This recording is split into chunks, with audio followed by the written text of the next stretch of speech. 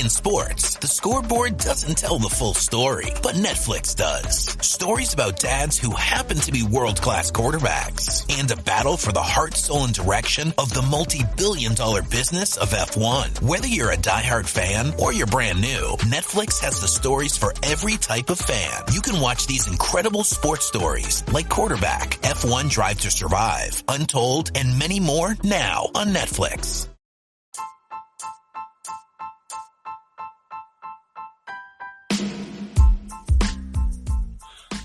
Welcome to the Scarlets Supporters Pembrokeshire podcast. Hello and welcome to Westra is Bester from Scarlet Supporters Pembrokeshire, the last of the normal season, the last of the regular season, but I'll tell you a bit more about that at the end and what we're going to do through summer.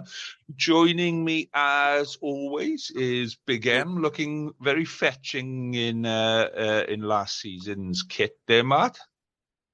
Well, it's training way. It's not proper kit, you know. But yeah, I do like this. It's nice cotton feel over my body. I love it. You can't beat a good old cotton rugby jersey, can you? I was just going to go. It looks good, mate. I just said the Red Scarlets logo on a black top, just kind of, you know, as an alternative. It's more navy than black. I don't know how you can really see. Yeah, it kind of looks black from here, but yeah, it looks good. I prefer that one, but it's yeah. At least we're not changing kit supplier through summer, you know, because, or are we? Well, or no, we're not, are we? No, we're not. We're not. But let's just say Castov had a bit of a smack on the wrist over the season. A lot of promises that failed to materialise. Yeah, well, that's one of the things that we can talk about today. Is you know, before we get into rugby news and all of that kind of stuff, the Scarlet shop, which I think we're missing a trick. We're missing such a massive trick with that. It disappoints me. I think one of the biggest problems is, and it started with Macron, is we give total control of the store to the supplier. Now, before Macron, we were always in control of the shop and they just supplied the materials. And it's just, you can see the way people reacted over the last few years to Macron and now this year with Castor. You know, they're not putting everything out there that needs to be. And, you know, I can't fault the staff in there because the girls, you know, who are behind the tills, they work their asses off. You know, I know some of them and they literally, it's so hard for them because obviously they get it from all angles. Yeah, they get the people above them telling them, well, why aren't we doing this? Why aren't we doing that? And then you got the people coming in from the shop going, well, where's this stuff? You told us it'd be here by now. We want like, this, yeah. They can't help it, but you know, there's so many things that shop is missing, and I just really don't understand why it's been left to, you know, another supplier again because of the problems we had with Macron. Yeah, I mean, I can't remember the last time we had a decent a pair of pajamas in it for kids or anything like that. Any of the little items, you know, your impulse buys, your 5s, your 10s. Yeah, there's just nothing like that to keep it going. And I mean, we've come into summer now, and you know, I would love a bloody a Scarlets beach towel. I'd love something like that, and my boy would too. But you can't get one anywhere because you can't put the badge on anything because you know. They get done for copyright or something. So it is a lose-lose situation at the minute. They just not bothering. I've got an old one upstairs if you want one. Beach towel. Yeah. It's coming on holiday with me. But yeah, I've got. But the bit that annoys me. So I'm a massive San Francisco 49ers supporter as well. Yeah, and I can buy more merchandise and more gear for a team that's, you know, a couple of thousand miles away, you know, than I can for a team that is 50 miles away and an hour's trip, you know. And I can probably get the stuff from the 49ers quicker than I can from Scarlets. And that's the bit that annoys me. You know, I can get T-shirts, I can get, let's say, pajamas, I can get slippers, I can get sliders, I can get trainers, I can get coats, I can get mock helmets. You know, I can get from the 49ers, I can get a little helmet, yeah, that you put by the side of you, and it's shaped to go over the end of a seat. And that helmet has got a holder for your beer and a holder for your crisps. Now, do you know what I mean? We're missing a trick. I've never seen the 49ers play live, and judging by the prices of a home ticket, never going to, you know. But I shouldn't be able to buy that amount of stuff for them and not be able to buy it for, you know, my team that's, you know, a couple of miles up the road. Do you know what I mean? Yeah, it is just a thing that's massively missing. And it's a massive revenue driver as well. So it's not just the fans that are missing out. There's a lot of money to be had from, you know, your merchandise sales. I mean, you just think simple things, you know, especially at Christmas time. You buy loads and loads of crap. I mean, you could probably sell a couple thousand mugs and stuff like that. You know, it's easy money. Yeah. Which they just ignoring for whatever reason. Well, I'll tell you what I'm going to do. So we've got a little merchandise store that we with Scarlet Supporters Pembrokeshire stuff on. So I will design. I will design a T-shirt that said, "I would have loved to have bought this T-shirt in the Scarlet store." So I will put that out there, and if anyone wants to buy it, it gets printed and delivered and all of that kind of stuff. So it's you know, it takes like about a week or so to come, but it'll be there. And yeah, so I'm just gonna put my note down there. I would love to have bought this. There's a mouthful. Yeah, but if it, you know, if a couple of people are wearing that around the stadium, you'd be surprised how much it sticks out. Yeah. Will we have our own little badge on it? Is it? Yeah. The Scarlet Supporters. Yeah. Yeah, let's get that on there.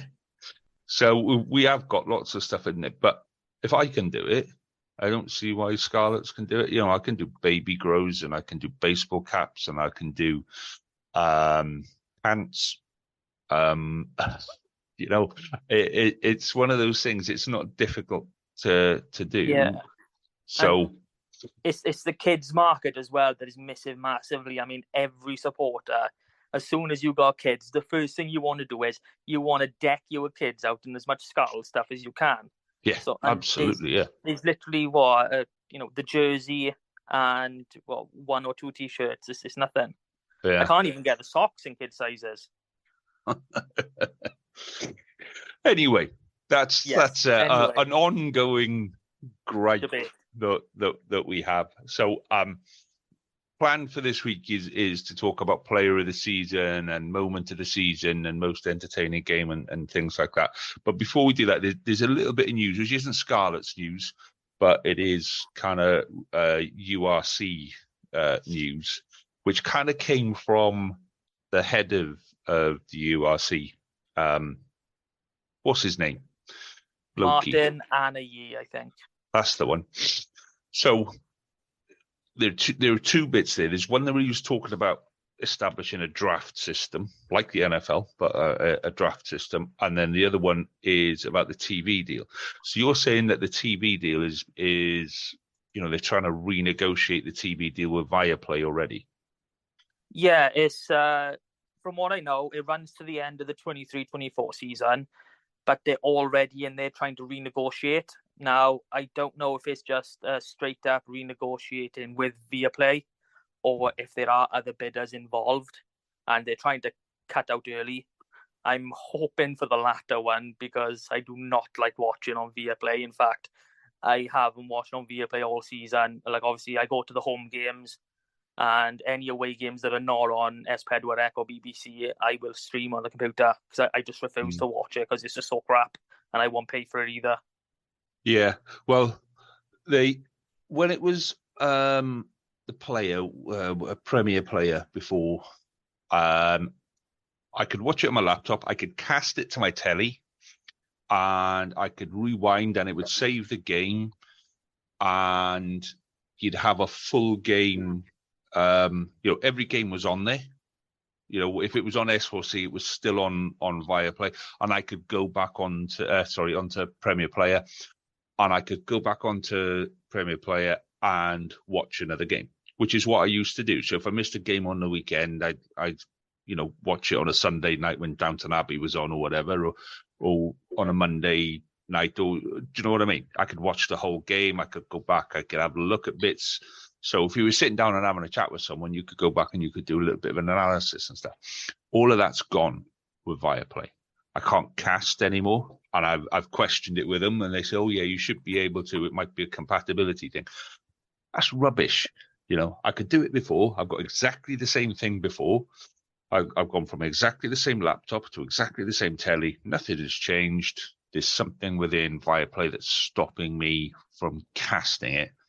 Half the games aren't there, and you can't watch previous games. It's all extended highlights. I don't want to watch extended highlights. I want to watch the game. I want to watch, and I want to do my analysis, and I want to look at it and go, right, that's what I paid for, So yeah, I'm quite annoyed with Viaplay, in case that's not coming through.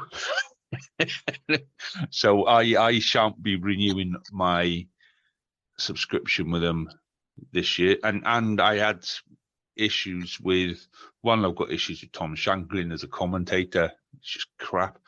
But two, I got issues with it. Just doesn't play smoothly through my laptop anymore, whereas it was on Premier Player. So yeah, if they I'd much prefer, and I know this is a bit controversial and people go, "Oh, you can't do that," but I would much prefer if they went with Prime. Yeah. I honestly think that is the way forward. The way forward is a proper streaming platform, just because we are a multi-nation, competition, and we need to grow it globally, worldwide. And I was actually talking to someone, and I said I think Prime is probably the best deal that we could hope for. Yeah. I mean, as much as I would like to, Sky to do a proper good thing on it, or BT Sport, we won't have the broadness of appeal as going to someone like Prime. Well, BT Sport is now changing to TNT. I think it is. I think that's an American thing. TNT is an American thing. Yeah. So, Turner Network Television, I think it is. Yeah. So be it, I think the annoying bit is having all the games in different places. And I think if everything was on Prime, so all the domestic games, and including all the home games, if they're not on BBC or S4C, then so be it. And I know people are saying, "Oh, it should be free to air and all that kind of stuff." Well, reality is the game is on its knees, and that money's got to come from somewhere, and it's not going to come from the BBC anymore, because BBC funding is being cut left, right, and centre, and it's not going to be on ITV because ITV Sport didn't work. So where do you go after that? And I think if everything was in one place, people would be quite happy to pay, £8 a month, £9 a month, whatever it is for Prime, and get everything in one place. I think the problem is everything's in different places. So you've got to pay BT Sport, then you've got BBC, then you've got Viaplay, and then it just what's European, or some of it's on. No, it's not on Sky anymore. It's all on BT Sport. So yeah, it can be a bit irritating having stuff in different places. And if it was all on Prime, I'd quite happily pay the £9 a month for having it there. So that's mine. I totally agree with on that. It is bits and pieces everywhere, and I think that is something that CVC were working on when they came in and bought, all the rights originally. It's just they've been trying to line up all these broadcast deals to package them all together. And, I've got no problem with the games being on BBC or Freeview. It's just a fact I don't like home games being on there. If we just said, okay, we're only going to show away games, which I know it makes it difficult because they'd have to use someone else's feed. But it then drives people to go to the games instead of saying, "Oh, I'll just sit in the house and do it." That's one thing I don't like home games on free to air. But every game's home game for someone. You know what I mean? Home games for the Welsh. For the Welsh. You'll see it in a bit of a deeper accent. Yeah. Yeah.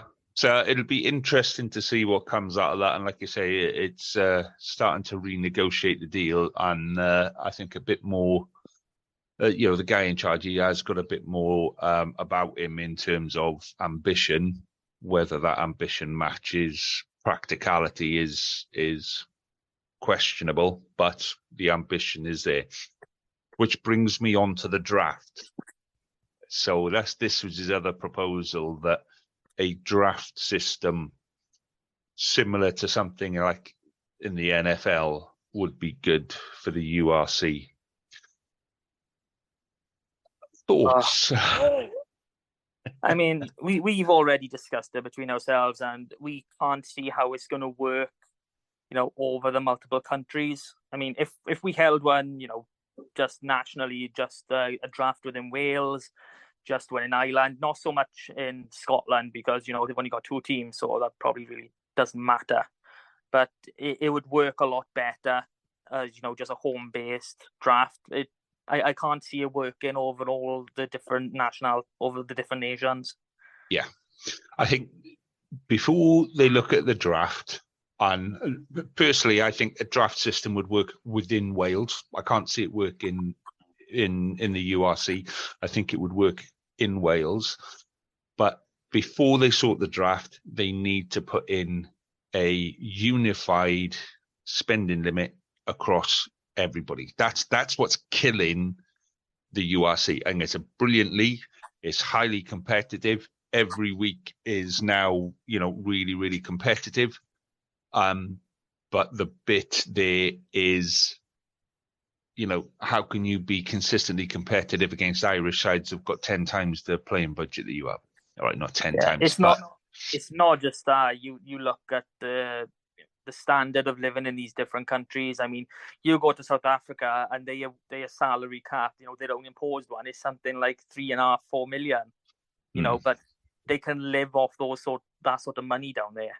It's completely different. I mean, your academy players need to be on around 35-40k up here just to be able to, get the food that they need, live in appropriate housing, etc., etc. It's just it's not feasible to have a set salary cap over 5 different countries. Yeah, well, I think that's what needs to happen. There needs to be a realistic salary cap so that we're all competing on a same kind of level. And what I would throw into that is actually, I'd say, right, you're allowed to go over your salary cap, provided that you then finance other people. Yeah. And that way, nobody goes over the salary cap on that way. Yeah. So I think there probably are ways to do it, but there's so many different things that need to be taken into consideration, like, the cost of living in the area, average wages, how much things cost. And it would be a lot of work. And then to balance it out, because you just look into Ireland, if you've got players in Leinster living in Dublin, they're going to need about 30% more wages than someone up in Connacht or in bloody Ulster, because it's just so expensive to live in these places.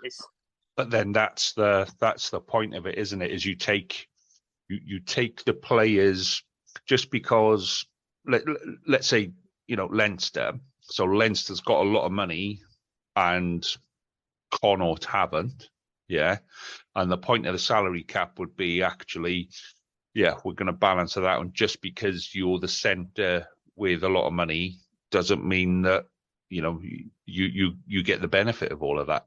It's got to be spread out, because otherwise you just have Leinster versus a French team in the European final every year, and unless they do something to address that, then that's the way it's going to be for a long time.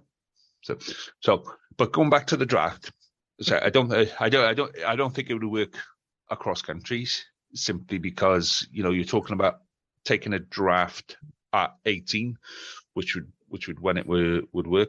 And what I mean by a draft, is basically everybody at the age of 18 who wants to play professional rugby puts their hat in the ring, and it all happens at the same time.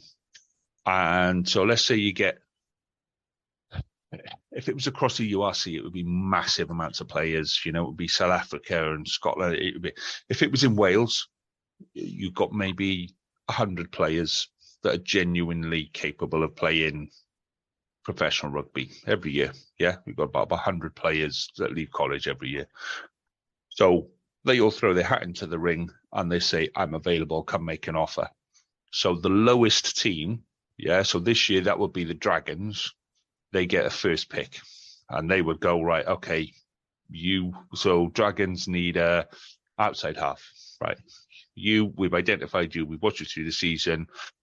Would you like a contract? Yes, I would. There we go. Thank you very much. Yeah. And then it goes down to the second. So the next pick would go to the Scarlets, and then it would go to Ospreys, and then it would go to Cardiff, blah, blah, blah, blah. And that's how it would work. And you could then run in after the professional teams have had their pick, you would then open that draft up to semi-professional clubs, the likes of, Ebervale and, whoever else wanted to enter the draft, and they could say, okay, we'll offer you a semi-professional contract, blah, blah, blah. And within Wales, it would work because we have got quite a defined area. At the minute, we lose too many players to England. And the reason we lose too many players to England, there are a number of reasons why we lose college players to England. One, the standard in Wales isn't high enough. Yeah. And two, the facilities in Wales are not good enough. Now, I've said this before, where, my boy goes to Hartpury, their fourth team pitch is better than most college pitches. Yeah. I've seen quite a few of the college pitches, with the exception of possibly the new Coleg Cymoedd, the Cardiff pitch, which is a brand new 4G pitch, but it's right smack bang in the middle of the city centre. Aside from that, the college pitches, their fourth team pitch is better than the first team pitches that most people play on. I watched the Llandovery game, played on the Llandovery pitch, and the grass was about 3-4 inches long. Yeah. And that grass should be, you're talking about running, and that's like running in treacle. Yeah. Whoa, you go that 4-inch size up pretty quick, back. But do you know what I mean? It should be, the pitches need to be there, the gyms need to be there, the physios need to be there. You need to be able to go and stay at these colleges. Most colleges in Wales haven't got accommodation with them, and that's why people go to England. Most places in Wales haven't got the coaching setup that they've got in England. Most teams in Wales have not got the facilities that they need to have. If the draft would make the Welsh college system significantly better, it would make it significantly more competitive, because there's a purpose at the end. Yeah. A lot of those boys that might get a professional contract are already contracted in college, so they don't necessarily play in all the college games. Yeah. If it would mean getting rid of junior academy. Yes. You then start academy from 18, and you have an academy draft at 18 with a 5-year contract from 18. yeah, a 5-year step contract from 18, and it would need to be tied up with universities, educations, all of this kind of stuff.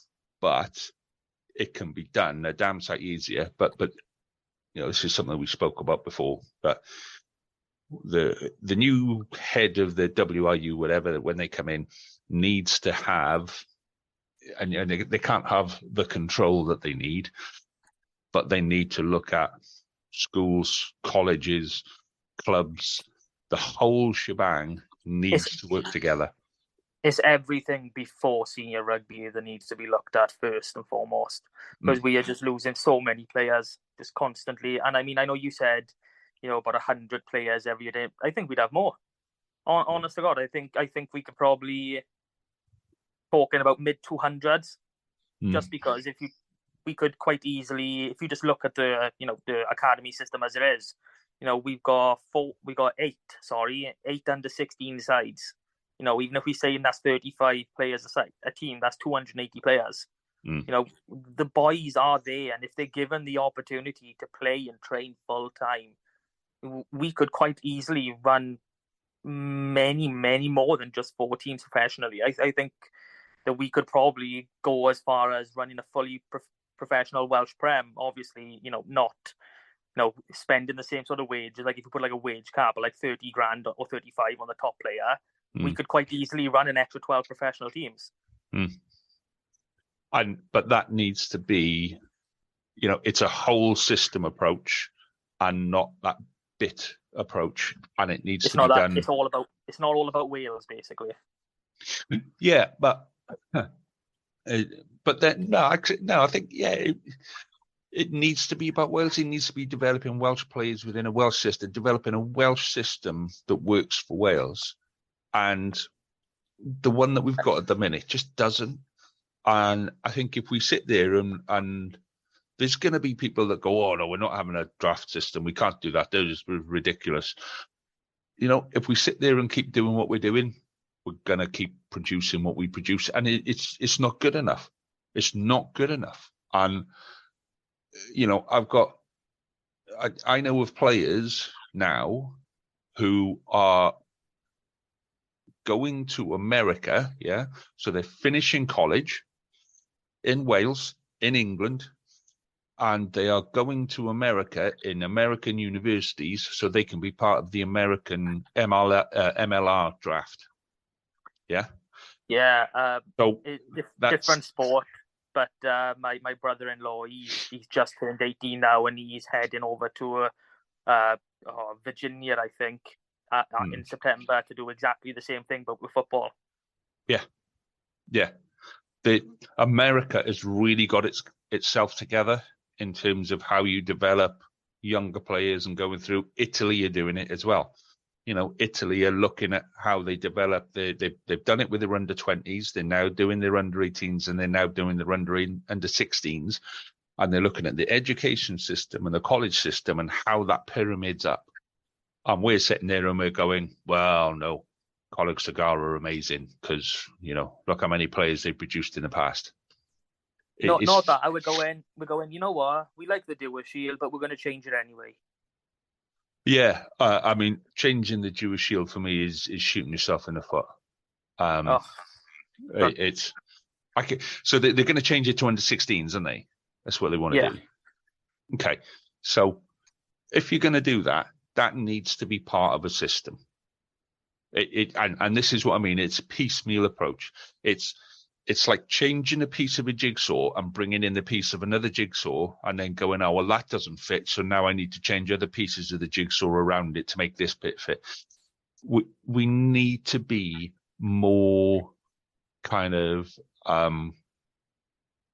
more strategic in what we do from a younger age. Because this isn't being fair to the players. We're not being fair to the players and the coaches who are coaching under 15s at the minute and going, right, okay, now you're going to go and coach under 16s. And, under 16s, you've got GCSEs. That's why under 15s is there. Yeah. At under 16s, your kids will be doing GCSEs. And under 15s, They won't. Well, they're doing the first year of their GCSEs. So, you know, do I want my kids doing GCSEs fully committing to it, or do I want them giving 100% to rugby? And that's the bit that they haven't thought through is, you know, what effect does this have on everything else, and why is it there? If you want to run an under-16s cup, run it through clubs. You know, make the club system do that. Make a big song and dance about the, you know, the club county. There isn't a club county side at the minute. You know, it doesn't work. So there's a lot of work to be done with it, mate. A lot of work. Yeah. And there's so many different ways you can go about it too. It's just settling on one between you. Yeah. Yeah. So, which then brings us to the women's game. And they are developing. So they've announced 3 development centres. Yeah. So we're going to differ in our views on this now, right? But so 3 development centres, one up north, one in Swansea Uni, one in Cardiff Met. Okay, specifically for women to go to university in those places and essentially play professional rugby. This is kind of the system that they run in England. All of the women's game in England is each of the teams are kind of attached to a university. So they are professional, but they're also studying as well at the same time. So it makes life a little bit easier. So I think that's the development system that we've got. I quite like it. You don't. It's not that I don't. I like the idea. I just don't think they've really thought about everything in the grand terms of it. I mean, putting in an East development centre in Cardiff, you're basically cutting out all of Newport and everything. And the same with the West, putting it in Swansea, you're cutting out probably Carmarthen further back. Now, I know you've said this is a university, you know, based thing, but you're not going to, no university, especially in Wales, is going to have bloody, 60, 90, 100 places just for people to come and play rugby. It's not going to work that way. And if there are kids that don't get into university, but they're capable rugby players, say someone, you know, we've what was his name from Aberystwyth, Josh Hathaway. Say we had someone like them who wasn't academically gifted, couldn't get into the university, but you expect him to come down from Aberystwyth to Swansea just to train and play. It's the logistics on top of it. I like the idea. I just don't think they've put it into practice appropriately. Just on that, Josh did get into Swansea. Josh could have got into Swansea. just for the sake of it. No, he did. He it was his choice, and I totally see why now. But yeah, so for me, you know, as a starting place, facilities in Swansea Uni are quite good. I think the pitches need improving, I'll be honest, and I think they need to put a new set of coaches in specifically for the women's game. But I think that's what the development centre does. They're going to need to increase the size of the gyms because the gyms in Swansea are pretty much maxed out as it is anyway. So this should mean if it means that everything stays the same, but women get a dedicated training time of 10 till 12 every day in the gym, well, that just displaces a whole load of Swansea men's team players that currently train 10 till 12 in the gym. So as long as it's additional and not displacing what we've got there now, then I think this is great. I think having specific facilities and a specific location for women to train and play is a good thing, and I think having one up north, I think is something that should have been done with the men's game. When we committed to RGC, we should have committed fully to RGC. I think Park Area is just not set up as a stadium for rugby. That should have been developed. That should have been, this is, if we're going to do it, by the time you run from the changing rooms to the pitch, you've got to stop and have a bloody drink again. It just doesn't. It's too open. It's not enclosed. It's just not set up as a rugby stadium. So there's a whole load of stuff that can be done, and I think this is the first step of it. I think this is the first step to a fully professional women's game in Wales. I think the danger on this, is that the women's game will now go to East Wales, West Wales, North Wales, and then they'll go, oh, look, 3 professional teams doing really, really well. Now then, what's the next step on that? Do you know what I mean? And I think that's the only danger, but I applaud the fact that they're doing something. I really do. I think in terms of location, is it going to exclude people from Pembrokeshire? Yes and no. It's an hour and a bit each way. But wherever we go down here, it's an hour and a bit minimum before we get to anywhere where we can do anything. So we're kind of used to that. And yes, it does exclude a lot of players.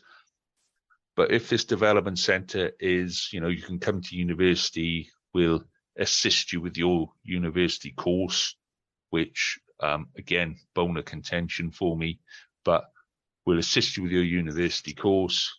Here you go, and go play professional rugby. I think that's a good thing. I think that's the way it should be. I think that's the way it should be with the men's game, and it isn't. Yeah, so when they tell you that this is the way the men's game work, it doesn't. And that's why people like Josh Hathaway have left. So I think setting it up as a women's game and going, right, this is what needs to happen is a good thing. I like it. Okay. So we differ on that one. Anyway, let's talk Scarlet stuff. Let's talk Scarlets. So we were going to do like our end of season awards and what have you. So I know they've done the official ones and all of that kind of stuff, but this is ours, just me and you, and they don't get anything for it, and they don't get a big presentation, and they don't get a mug and a shield with Player of the Year on it. Maybe we can send them a letter or something.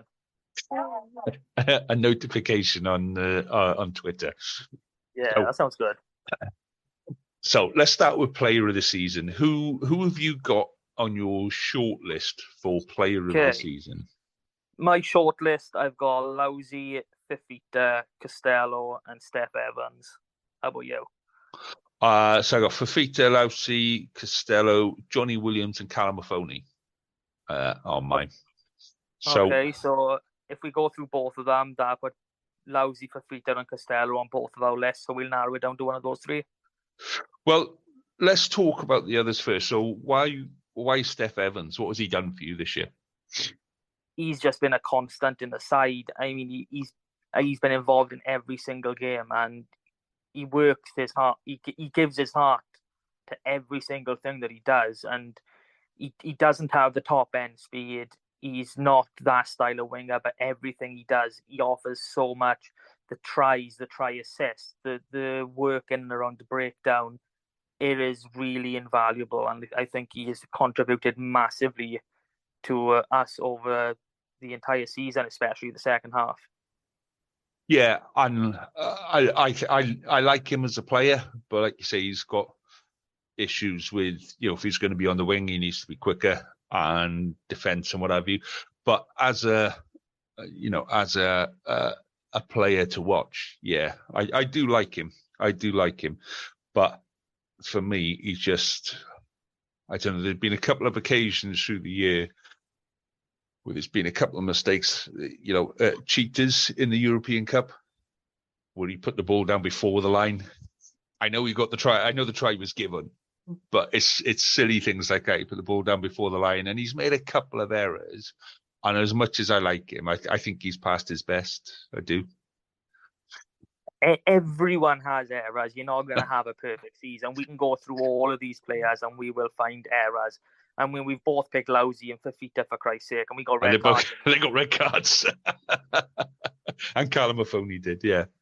Maybe I just like people that get red card. And Costello got like God knows how many yellow cards, didn't he? But 3 or 4, I think. He was pretty good in that.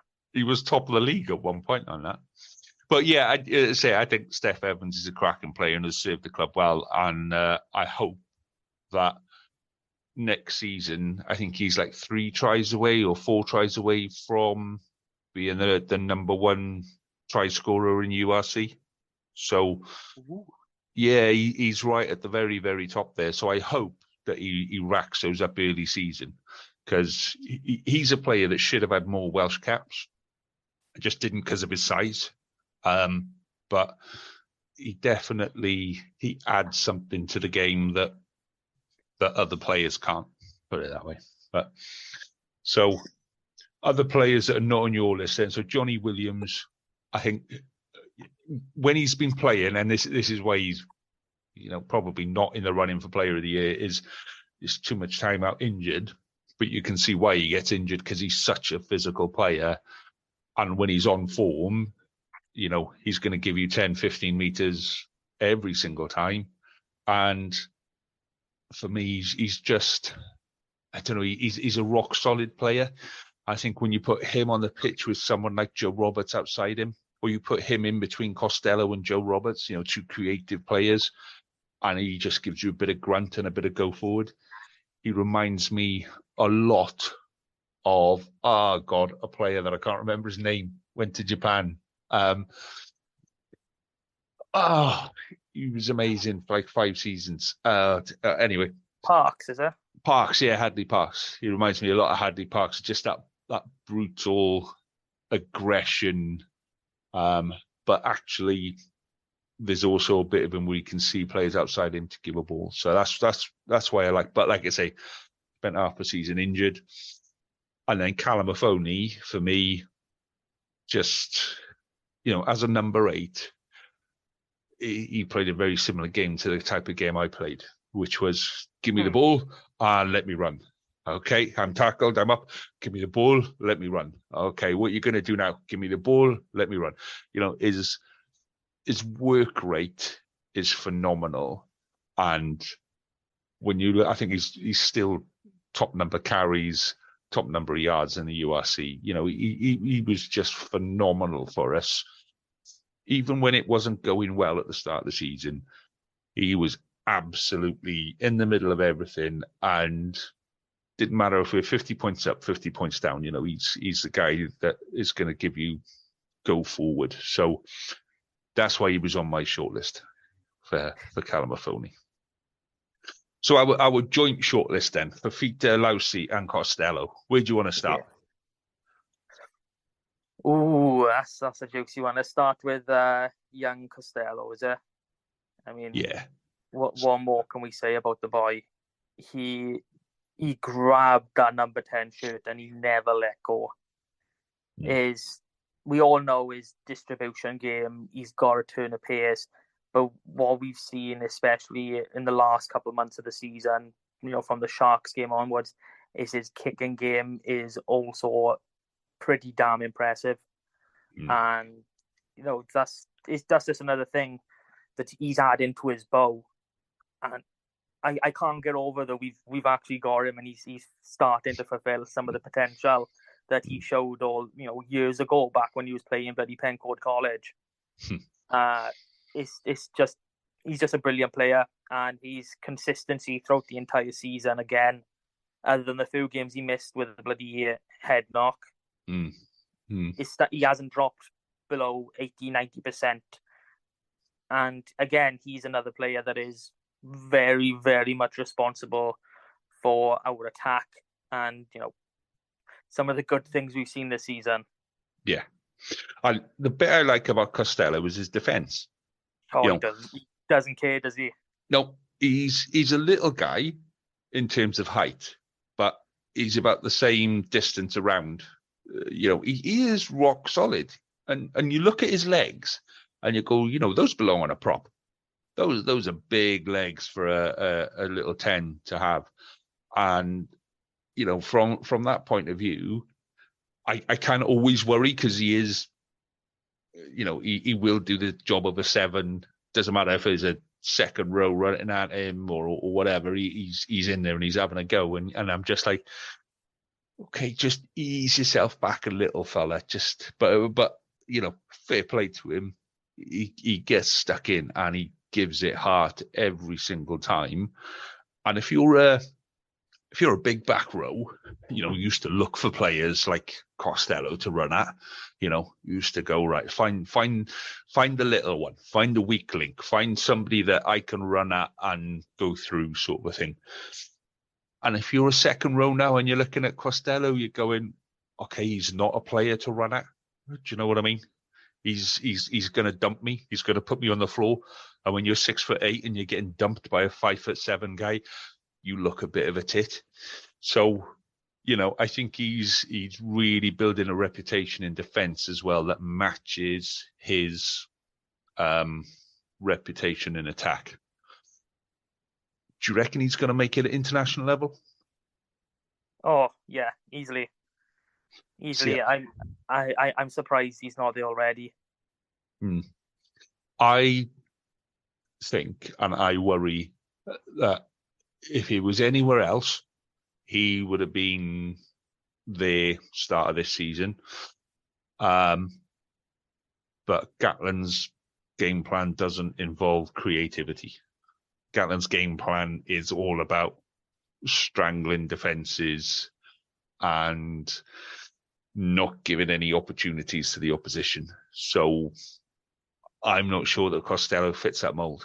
Like, he's a really, really creative player, and I would love to see him let loose and, like in a Barbarians game or whatever, and just show what he can do, because I think the world would go, oh, wow, look at that.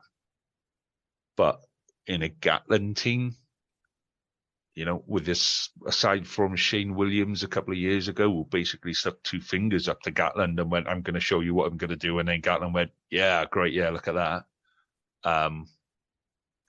He's going to have to perform and create something every time he's on the pitch in order to stay in a Gatland team. So, well, hopefully this is the last Gatland team we see. I know we've said this before, but I am hoping not to have to see his face in Wales again. You should go win the World Cup now. Anyway, so let's have a look at the decent players, the proper players, the manly players, the big boys, the hefty ones, Fafita and Lousy. So, these are the proper players. Up front is where we play the proper rugby, and we let the pretty boys in the backs do the fancy stuff. And, they do their hair as they're going over and look for the camera and, smile. These boys up front are where the work is done. So, how long has Sam Lousy been with us now? 3 seasons, 4 seasons? 2-3 years must be. I mean, I'll try and hold that up now. Didn't he get sent off in his first 2 games, like when he joined us a couple of years ago? He was a card machine when he first joined us. Fair play. Like he joined us in 2019, so 4 years, 4 seasons he's been with us. Christ, didn't think it'd been that long. But I definitely remember him getting sent off in his first game and saying to a friend of mine at the time, that's a strange way of asking for an early exit from your contract.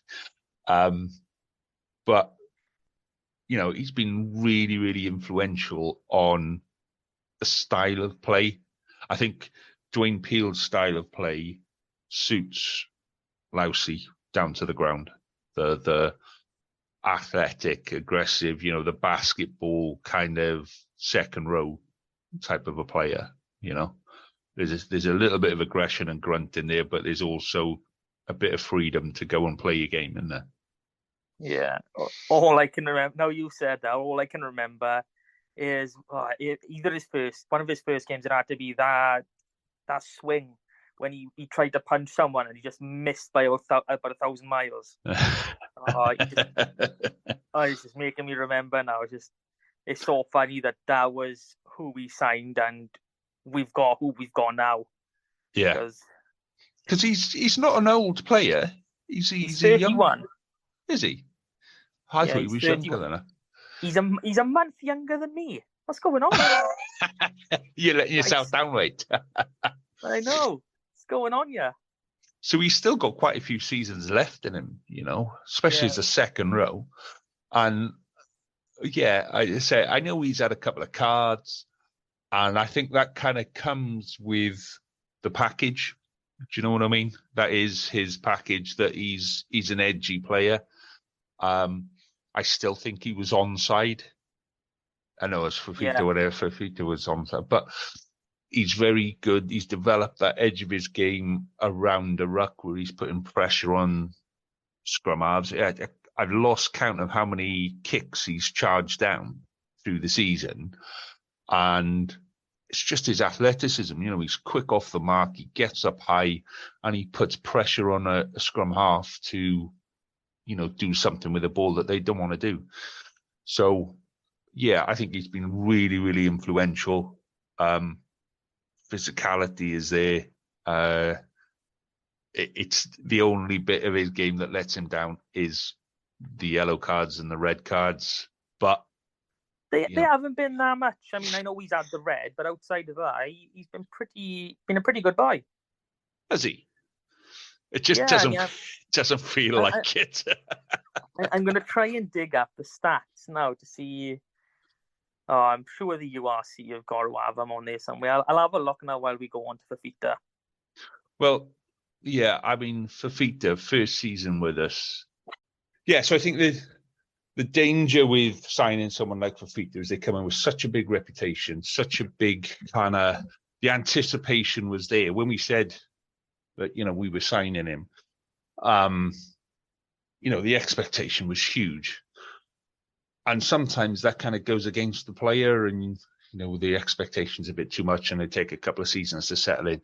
But I think with Fafita, he started game one, bang. I thought he was amazing from the start of the season to the end of the season. He was just everywhere and awesome. I still think he was onside against Glasgow. And that try kind of says everything about him, where he outpaced, was outside our 22 or outside our own 22. He nips around, nicks the ball from the back of a ruck, and then outpaces a couple of centres, wings, fullback for 75 metres. One thing I think that his first season over in Wasps really bedded him in. I think that's what we have benefited from. He had his first season adjusting to life up in the UK, and then we've reaped the rewards. I mean, the only negative, and it was similar with Lousy. I found out Lousy only had that one red card in the URC, no yellows, is his discipline. And I think that comes with every player coming into a new league. Like, this is outside of the European games, but he's picked up 2 yellow cards as well. So, but, I'm looking at a player like him and I'm thinking 3 cards over, 18 games in his first season, getting used to the refs. I'll take that. Yeah, and I think for me, he is the player of the season for me. I think he's just been amazing. I think he's been entertaining to watch. He's been, he's settled in really well. So for me, out of all of my nominations, I'd say he's the one for my player of the year. What about you? I'm thinking now. Yeah. I'm going through all these, and I didn't want to be the same as the real guys. But now for Fafita, yeah, you got to give it to him. He's just been outstanding. I mean, the talk of Sam Lousy being the best overseas signing, in regional rugby, Fafita is definitely the best this season, and long may it continue. Yeah, absolutely. So we're agreed on Fafita. Well done. Breakthrough player of the year then. So who have you got on your list of breakthrough player? Yeah, I've got another 4. I've got Kemsley Mathias, Dan Davis, Costello again, and Joe Roberts. Have we got Costello again? It's not his breakthrough season. It's his first season as number 10. Yeah, but he's kind of played before. Okay, you're gonna have to argue that one. I've got Kemsley Mathias, Morgan Jones, Dan Davis, Johan Nicholas, and Joe Roberts as well. So, oh, is this Johan Nicholas's breakthrough season? He's been around for like 7 years. yeah, but it's the first year he's had a decent game.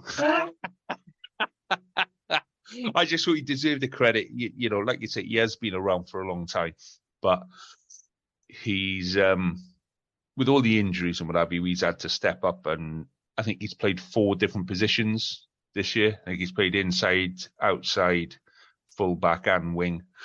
And you know, we sung his praises all through the season. So I just thought he deserved a nod. And same for Morgan Jones. You know, stepping up into second row with the likes of Fafita and Lousy around you, I think he's really benefiting from those players there. Because you can see his game has evolved through the season. So I got, you know, high hopes for him going forward. I think he's going to be the mainstay of our pack for years to come, especially if he keeps playing the way he is now. So yeah, that's why he's on my extended list on there. So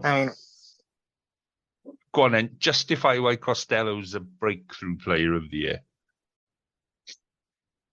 Well, we don't need to justify it. You just need to look at the guy himself. Like, I'll do my stats as I always do. But, how many games did he play last year? That's what I'm looking at now. Well, we said about Costello at the start of the season. I remember that in our pre-season review, we said that this had to be the season where he really established himself. And this had to, you know, we had to show what the money was doing this year. And he absolutely has, you know. So from that point, I've got no doubts about him having an excellent season. Is this his breakthrough season? I think it's the season he's established himself. But it's the same thing, isn't it? I would say his breakthrough season was last year. Whereas you look at people like Kemsley Mathias, Dan Davis, Joe Roberts. Now, that's definitely their first season where they've broken through and established. You know, Dan Davis in particular, where, you know, you look at the amount of players that we let go at 7. We let Jack Morgan go at 7 because we had Dan Davis there. We didn't do it, Kate. Don't go saying something like that. We did not let Jack Morgan go. He wanted to go. He's an he's an Ospreys player, but he came through the Scarlets. But do you know what I mean? He was there, and we said, do you know what? It's okay because we've got Dan Davis. And even when Cubby forced to retire, it was like, it's okay because we got Dan Davis. And he struggled really with injuries to start with, and struggled to establish himself last year. But this season, I think he's been phenomenal. And him and Josh McLeod in a back row together, I think that's how we go forward now, with Dan Davis at 7 and McLeod at 6, because I think those two together as a pair, just phenomenal around the pitch. It is hard really to look forward and see who's going to be playing what next season, especially when we know recruitment isn't finished yet.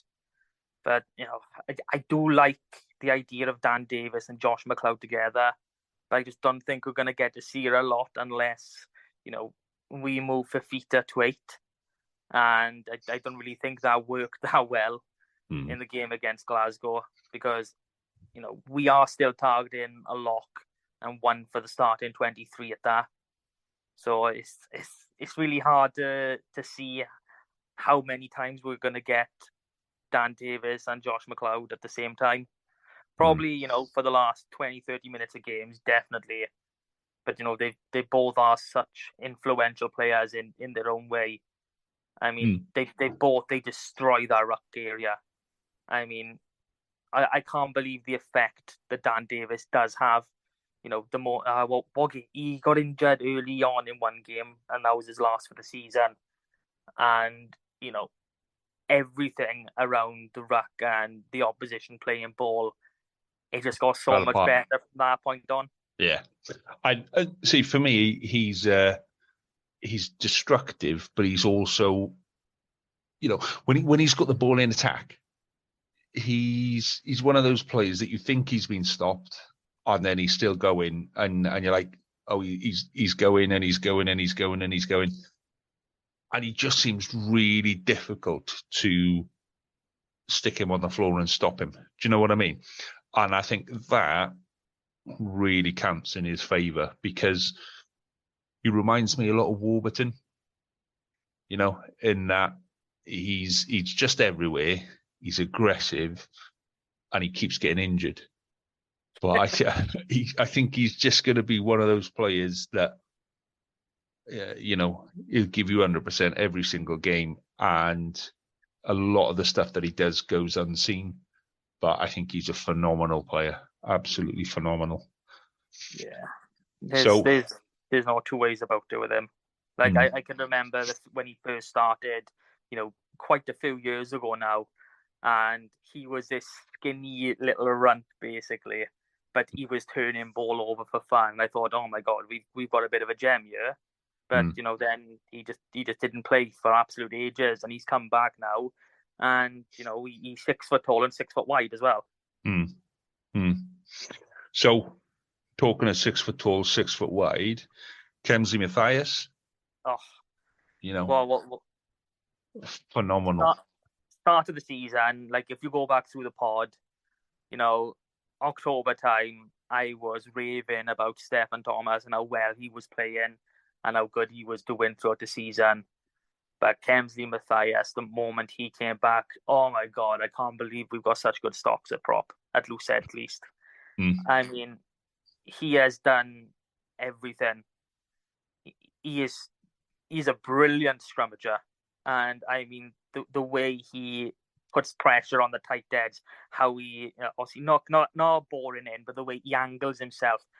And the movement with his shoulder, I like. Just the little things that he does to try and make them, out of position, just to make your opposite number uncomfortable, is really good to watch when they finally get the camera on it. So, in that regard, he's absolutely brilliant, and he will only get better. But in the loose as well, his carrying has been brilliant. Defensively, can't fault the guy. I mean, he is. If he doesn't make the World Cup squad, I will be very, very disappointed, just because he is someone who's got that ceiling and is already showing that he could be, a mainstay for a good 5-10 years. Yeah, and I just like the attitude, his attitude around the park, because he isn't the kind of player that would just kind of go and do a scrum, and he's not a set piece player. He gets involved everywhere. He's involved in defense. He turns the ball over. He's athletic. He's a big boy. And yeah, I think, you look at the players that he's kept out of the side, and now he's in the Welsh side, in the Welsh training squad. I would not be at all surprised to see him starting at least one game in the World Cup. I think he's going to be the mainstay of the Welsh pack, as well as the Scarlets pack for a couple of years to come at the very least. In the same way that Rob Evans, came through and shone brightly and then disappeared. I think he's going to come through, shine very, very brightly, and hopefully hang around for a while as well. So, and then the last player for breakthrough, Joe Roberts. Yeah, another one. He was really bright last season, and it was, really disappointing to see him get injured in that final game. But since he's come back this year, there's just been he has shown everything that he is capable of, and he's taken that shirt off Foxy.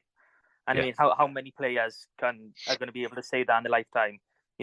Foxy's the one who took the shirt off Brian O'Driscoll for the Lions, but we got this 22-year-old centre who's just basically put Foxy in the retirement home.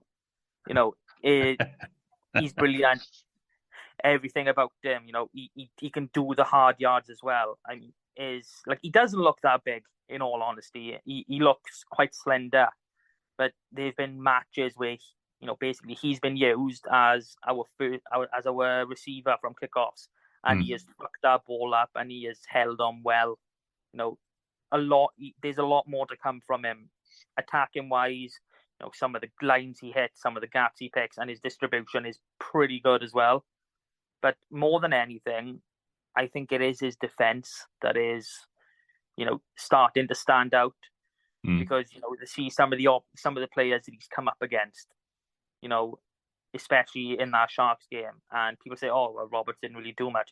Yeah, but you didn't see his opposite number doing anything. That's his first job, is to keep your opposite number quiet, and he's exactly been going about doing that job. And honestly, another year, maybe 2, and he will really be the complete player. And I wouldn't be surprised again to see him. I wouldn't be surprised to see him in the warm-up games, but knowing how Gatland likes size, I can't see him making the World Cup as much as I would like for him and Grady to go as our 13s. I think he's benefited massively from being around Foxy, and I wouldn't be surprised to see Foxy stay on in some kind of coaching role specifically for that reason. I think Joe Roberts is going to be a player who, in a couple of seasons' time, we look back and we go, "Oh, he's been here forever." No, it's only his 3rd or 4th season. Do you know what I mean? He's going to feel like he's been around forever because I think he's going to play a lot of games, and I think he's going to be very, very influential on a lot of those games. So, okay, let's pick one then. Who is our? I think we're down to Matthias, Dan Davis, and Joe Roberts. We agree on them. I'm going to go with Kemsley Matthias as my breakthrough player of the year. Yeah. How do we argue this if we have different? We go with what I say. No, who is yours? Who's your player? Your breakthrough player? All 4 of them. No, it's hard to argue Kemsley. It really is. So I'll back Kemsley on that. Yay! There we go. And he's a Pembrokeshire boy, so that's got to go in his favour. So he's our breakthrough player of the year. Then is Kemsley Matthias. So then we wanted to look at things like our best moment of the season and our most entertaining player and entertaining game. So what have you got of your moment of the season? The time when it changed? I've got 2. I've got Combia's try to win against Clermont, and I've got the Callum Forney red against the Dragons. I've got Callum Forney as well, but I've also got the Ulster game with the Ulster kick to the corner. I think that it was our 3rd game, 4th game, 2nd, 3rd, 4th game of the season, whatever. We drew against it. Now. And that turned, if we'd have won that game, I think that was our 2nd game of the season. Yeah.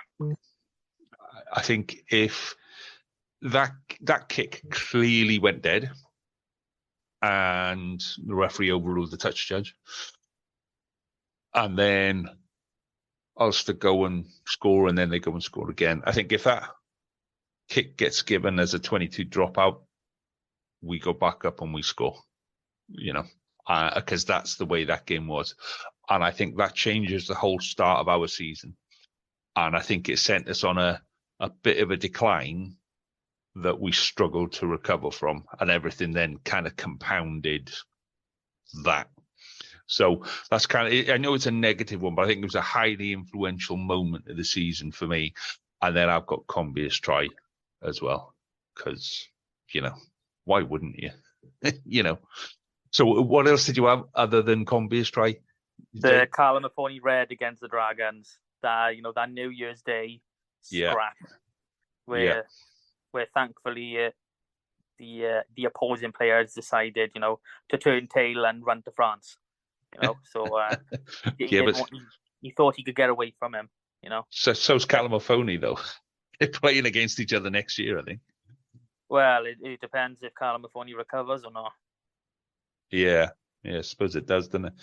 So, but either way, just that was right in front of me in the stadium. I loved watching it, but it meant more than just that. Yeah, that was the turning point. It's a turning in point. The season. That was probably the last major negative moment.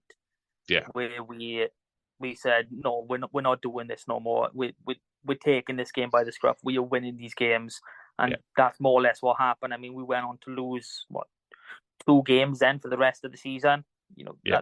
That's outstanding. And let's be honest, we shouldn't have lost that Munster game anyway. No, but I think you're right. You could kind of.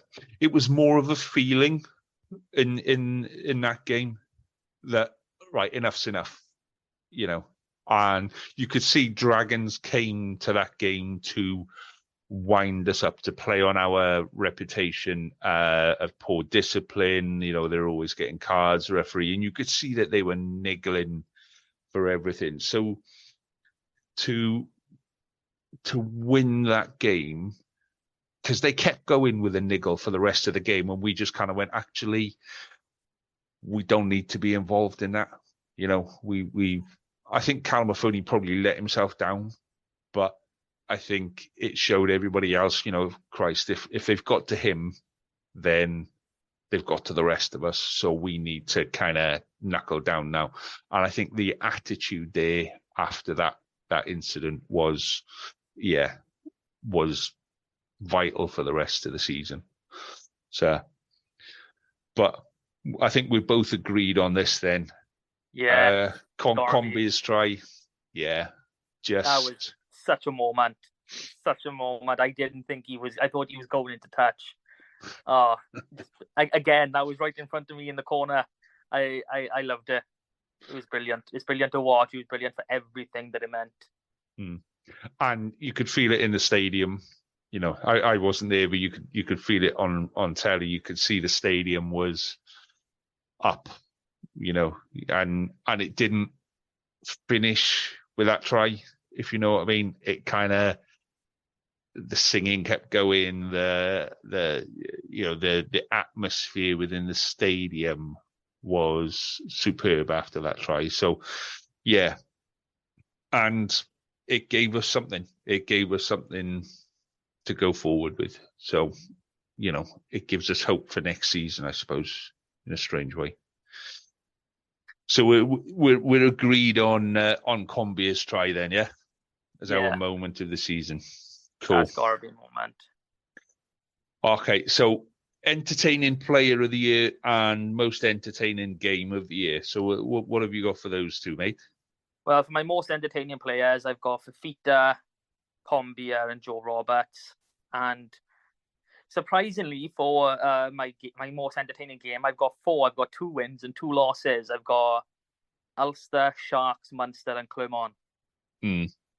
So, entertaining player, I've got Joe Roberts and Steph Evans' hair, which has entertained me through most of the season. Steph Evans' hair has entertained me more than anything else. And for me, entertaining game of the season was that Dragons game, just because it was, it was so engrossed. You could see what they came to do, and everyone was kind of up for it. So go on, let's. What's entertaining about your entertaining players of the year, mate? Well, everyone who listened to this obviously watches the Scarlets, so we don't really have to explain much.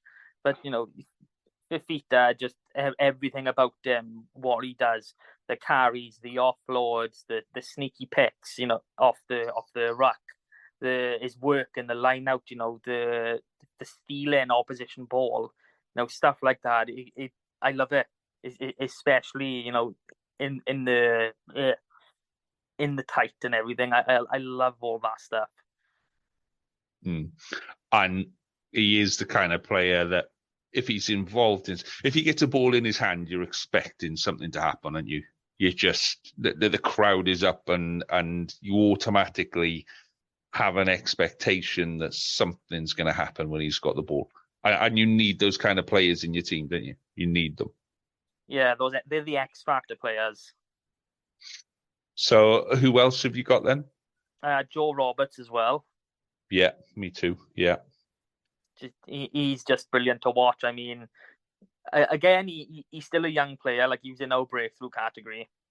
And there were, a few issues that he will, get rid of as he grows up. Like, there was there was one clear out that was right in front of me where he was offside anyway. But as he was coming back onside, he done the clear out from the side of the ruck. It was just so funny to watch. And you're just thinking, what are you doing? You do not belong there at all. But no, him in attack is brilliant to watch, and he's got such a wide array of skills. He's got the hard running, he's got the delicate movement, great distribution as well. There's a lot to enjoy when he gets the ball. Yeah, and again, when he gets the ball, especially if he gets the ball with a little bit of space or a one-on-one, you're expecting something to happen. If he's in a one-on-one, you're expecting him to win that one-on-one quite comfortably every time, and yeah, I find him exciting to watch. So when he was injured last season, and it was quite a bad injury, it was his knee, wasn't it? And you just think, with a knee injury, sometimes you don't come back from knee injuries. It wasn't his first knee injury either. He had one a couple of years ago as well. So yeah, you do kind of think, oh, maybe he's not coming back from this. So to come back the way he has, yeah, joy to watch. Really, really joy to watch. So, and who else have you got in there? You got Combier as well. You got Combier in there. Local boy, and yeah, boy, and I think he's must be frustrated not to be in the well setup. In all honesty. But I mean, I really would be too, especially seeing Tom Rogers go in there. Look, Tom Rogers, obviously, he's got a brilliant skill set, but we haven't seen a great deal of it over the season, and he has had a fair bit of time out. So it is quite disheartening. I mean, Combi, he's got everything you need. He's got the top end pace. He's got the feet. He's got the try scoring ability. There's no reason why he shouldn't be in the setup, especially when you look in and you see, oh, look, the chairman's son is in the squad. Yeah, and I think it's a matter of time before he's in there, in all honesty. But I think he'll be like Steph Evans. He'll be one of those players that we go, why has he only got 4 or 5 caps or whatever? Because he does fit Gatland's mould, of a strong, aggressive, big winger. And I would like to see him kind of get given more opportunity. I think the only thing people would say against him is he got skinned by Rio Dyer at Judgment Day. But when you go back and look at that, he was defending 3 players. He'd come inside because centres were caught out. The ball goes over the top and out to him, so he's turning to go back out to Dyer, and then Dyer goes outside him. So, that's not his issue. That's the centre's defence issue on that. But yeah, you got to do full analysis on these sort of issues. Where you can't just take it for what it looks like. No, and I enjoy watching him play. I really do. Because he's another one of those players that you think he's down and then know he's gone through the tackle and he's up, but he's still going. And how did he get in there, sort of a thing?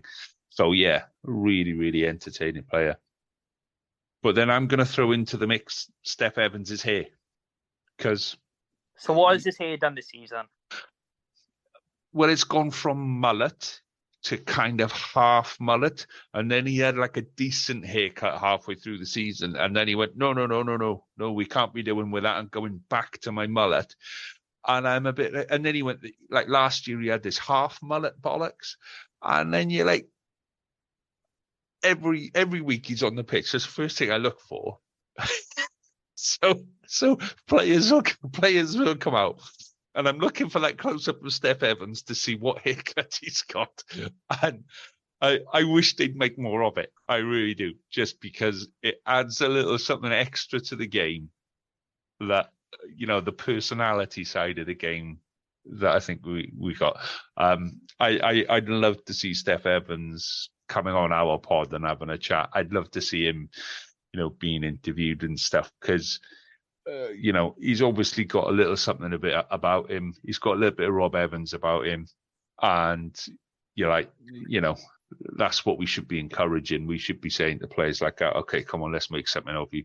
So, Steph Evans' hair for me has given me, particularly in the dark days of the early part of the season, Steph Evans' hair has given me something to smile at in every game.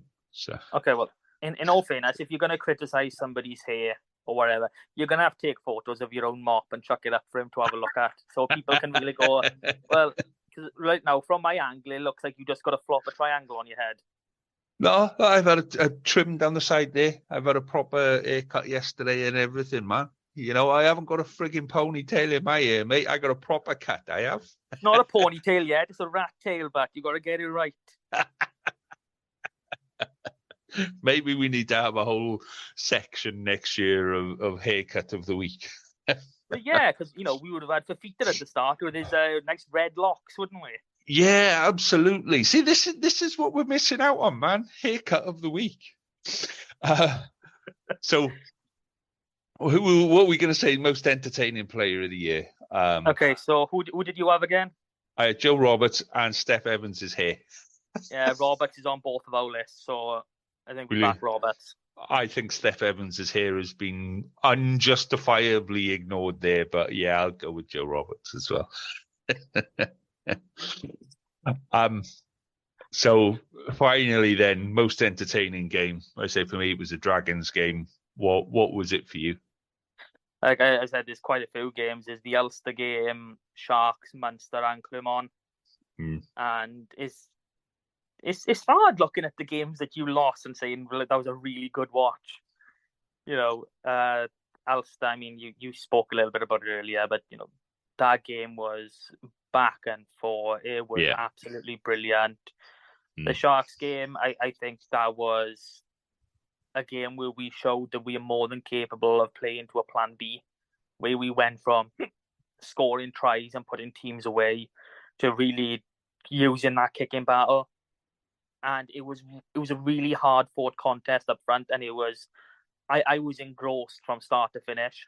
Maybe I should be looking at other people's opinions, not just my own. But the Munster game, what more can we say? I mean, what was it? 13 tries, and that was just absolutely brilliant. And then obviously the Clermont game. I mean, a European quarterfinal is big anyway, but a 32-30 with a score in the last few minutes, and not just any score, a score in the corner with a massive conversion. It's just so brilliant. I know I've used that word loads of times now, but they were all excellent games to watch. And I think that's, there's been a lot of stuff through this. There's been a lot of positives through this season. It didn't feel like it at the halfway point. It felt like, we were on the skids at one point. But I think we've actually played in patches. We've played some superb rugby through this season. We really have. Yeah, well, I know we were going to do a full review, but we've kind of done it ourselves. We don't want to bore people with 3 hours of bloody Scarlets analysis. But just going through all the games, and I can honestly say I think they were probably only the Connacht and the Leinster game early on that we didn't really stand a chance of winning. Every other game, we have been well in it. Yeah. So it's been a good season. So what are we going to say is our most entertaining game then? Is it going to be Clermont? I think we'll go with Clermont because on reflection, that's the game that kind of typifies that's the game the you're going to season. remember from this year. Yeah, definitely. If you were there, if you were smart enough to be there, I should say, then especially when your season ticket holder friend is offering you cheap tickets, I know, but we all know I've got issues, so it's one of those things. So, but no, yeah, it's like, okay, it's not as big as where were you when Llanelli beat the All Blacks, but in terms of the season, it is where were you when Combia scored that try. yeah, that's a good one. So that kind of wraps up our season, mate. That's us done. It's been a fairly good season for us, for our first year. Let's not forget this has been our first year. And we've made it up as we've gone along as well. We've winged a lot of it, but so just to let people know what's going to happen from now on, and so the weekly podcast kind of goes on hold for a while now, and we'll do ad hoc stuff. So if we sign someone or some big news comes out or whatever, and then we'll kind of kick off again when World Cup games. There'll be 3 games in August, and then September. So we'll kind of kick back at the start of the season proper, and go from there. But what we are planning on doing next year. So, I mean, it's been fantastic to actually do the community game this year as well. I think that particularly the way the community game is finished. While we're on the community game, we have got some news which we found out, just yesterday. The Championship West this year is going to involve Brecon and Maesteg Quins. Yeah, so that's quite an easterly West League. But they haven't actually confirmed that. That's the expected one based on who's going up and who's the most westerly of the East teams is what that is. But we've said this before. That's a hell of a Western league. Not just that. That's going to cost a lot of money for Quins and Brecon if it is the case. Yeah, it will. So anyway, community game next year had been really good doing a community game. But what we're going to try and do, and we've had quite a few comments this year from listeners, and I thank all the listeners for their comments this year, to do the same for the East, Command and East team. So we cover all the community teams within the Scarlets region. So hopefully, fingers crossed, we've got an additional presenter joining us for start of next season. More about that when he actually joins us. And he will kind of help you and him can have a chat about Scarlets East. And maybe if I can get another one and we do Scarlets West. We'll see. At the minute, we're going to do a Scarlets East podcast through next year as well. So we'll do Scarlets East, Scarlets West, and hopefully we'll be able to kind of cover a lot more of the community game and do a lot more of the Scarlets game. And if everything goes right, we're going to do some YouTube stuff as well. And really crank it up. We'll go from there. So, listeners' comments always welcome. Send us your thoughts, your ideas. You should do this. You should do that. You shut up, Lee. All of those welcome. I get a lot of that. You really should shut up, Lee. But yeah, send us your ideas. That's just some of the way. Yeah. Because the good thing about us doing this is if it works and we can do it, we'll do it. If somebody's wanting us to do stuff, we'll do stuff. So just to touch on that, this is just something that me and you have been doing all season. There's no money involved in this. We're doing this off our own backs for a bit of fun for ourselves and for the benefit of everyone. So if you want something done, we will try our asses off and try and get it done. Yeah, and the chances are next season we'll probably move to like an advertising-based background. Now, being on YouTube will help with that because I say there are costs involved in us doing this and what have you. And for those that have said, you'd be happy to chip in, then there'll be an opportunity for you to do that next year. and all donations will be greatly received and spent on Zoom and technology and microphones and things like that. Well, you're on your 5th headset this year, isn't it? I think this is my 3rd headset this year. I abandoned headsets. I tried it midway, but I give up. Yeah, you had a really cool headset halfway. It was your boys, wasn't it? That really cool one. You went and broke it. That's why. The headphones work, but the mic doesn't. I kind of need it.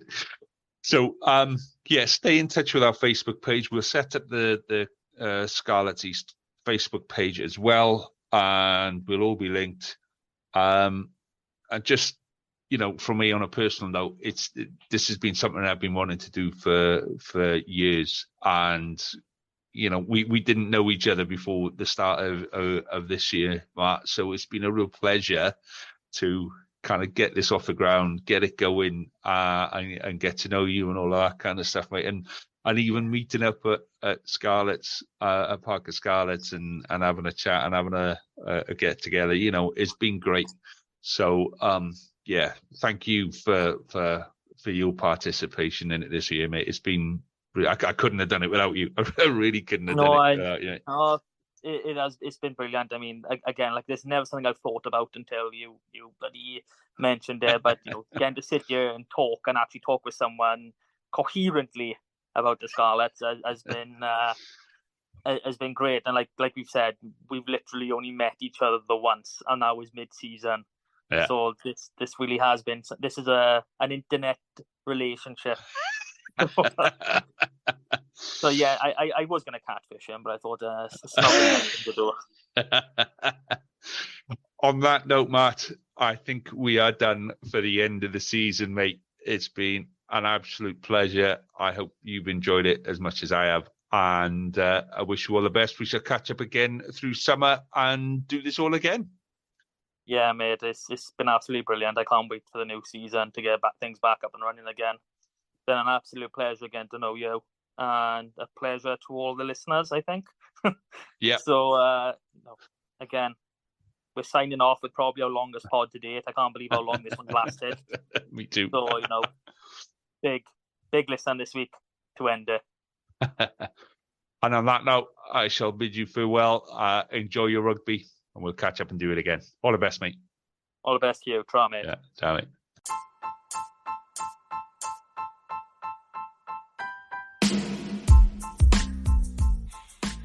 You have been listening to the Westerer is Besterer podcast from the Scarlet Supporters PEMS team. You can follow us on Twitter on Scarlet PEMS, find us on Facebook with Scarlet Supporters Pembrokeshire, or email us on scarletspems@gmail.com.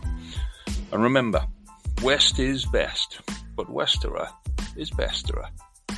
Cheers. Sports Social Podcast Network.